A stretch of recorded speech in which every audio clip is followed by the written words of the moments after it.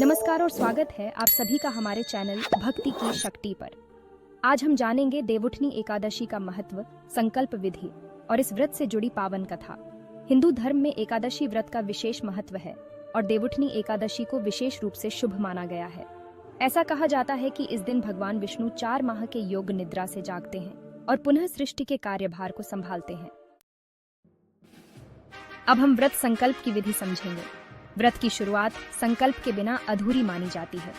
देवउठनी एकादशी के दिन भक्तजन सूर्योदय से पहले उठकर स्नान करते हैं और स्वच्छ वस्त्र धारण करते हैं। इसके बाद भगवान विष्णु की पूजा करते हैं और संकल्प लेते हैं, ओम नमो भगवते वासुदेवाय। मैं देवउठनी एकादशी व्रत कर रहा हूँ जिससे मुझे जीवन में सफलता और सुख समृद्धि की प्राप्ति हो। इस व्रत के माध्यम से भगवान विष्णु की कृपा मुझ पर बनी रहे और मेरे सारे कष्ट दूर हों। संकल्प के बाद श्रद्धालु भगवान विष्णु की पूजा विधि पूर्वक करते हैं और इस व्रत की कथा को सुनते हैं। अब हम सुनते हैं देवउठनी एकादशी की कथा। यह कथा सतयुग के समय की है। एक समय की बात है जब भगवान विष्णु अपने भक्तों की रक्षा के लिए सृष्टि का संचालन करते हुए 4 मास तक योग निद्रा में चले जाते हैं। इस समय को चातुर्मास कहा जाता है, जिसमें सभी शुभ कार्य जैसे विवाह, गृह प्रवेश आदि को रोका जाता है। जब कार्तिक शुक्ल एकादशी का दिन आता है तब भगवान विष्णु योग निद्रा से जागते हैं और पुनः सृष्टि के संचालन में जुट जाते हैं। इस दिन को देवउठनी एकादशी या देव प्रबोधिनी एकादशी कहा जाता है।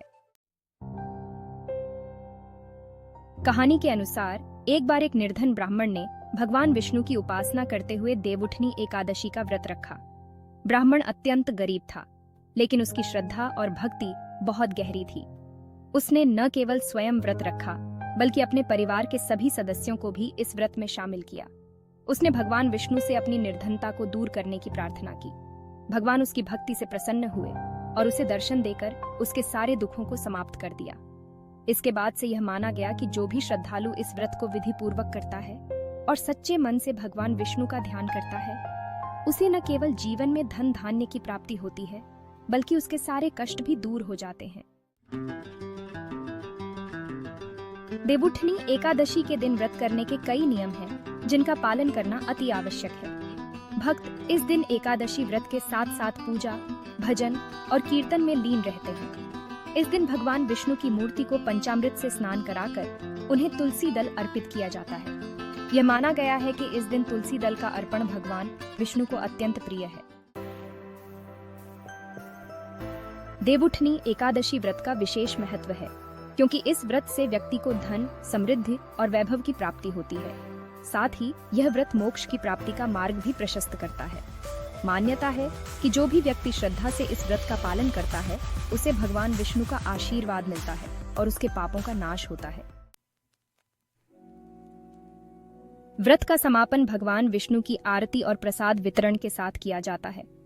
इस व्रत के माध्यम से जो पुण्य अर्जित होता है वह साधारण पूजा से कई गुना अधिक होता है। श्रद्धालु इस दिन अपने सभी परिवारजनों के साथ व्रत कथा को सुनते हैं और भगवान विष्णु का आशीर्वाद प्राप्त करते हैं।